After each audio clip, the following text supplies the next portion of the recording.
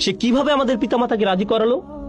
এটা লম্বা একটা ঘটনা, আমি তার একটি সংক্ষিপ্ত রূপ আপনাদের সামনে উপস্থাপন করছি। সংক্ষিপ্ত ভাষণটি হলো, সে আদম এবং হাওয়া আলাইহিসসালামকে বলেছিল, শোনো, তোমাদের সৃষ্টি করা হয়েছে পৃথিবীর জন্য। ইন্নী জাইলুন ফিল আরদি খলিফা, আল্লাহর সিদ্ধান্ত হলো তোমাদের দুনিয়ার জন্য সৃষ্টি করা হয়েছে।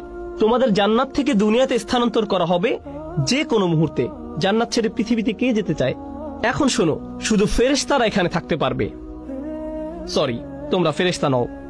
অথবা তোমাদের জন্য আরেকটি উপায় আছে, যদি তোমরা জান্নাতের পার্মানেন্ট রেসিডেন্ট কার্ড বা গ্রিন কার্ড পেতে চাও, এটাই তোমাদের একমাত্র বিকল্প উপায়। অতএব ফেরেশতা হওয়ার একমাত্র উপায় হলো, বা জান্নাতের চিরস্থায়ী অধিবাসী হওয়ার একমাত্র উপায় হলো, তোমাদেরকে ওই গাছের ফল খেতে হবে। এটাই একমাত্র উপায়। তো সে বলল, আন তাকুনা মালাকাইনি আও তাকুনা মিনাল খালিদিন, এই গাছ থেকে আহার করো, হয় তোমরা ফেরেশতা হয়ে যাবে, নতুবা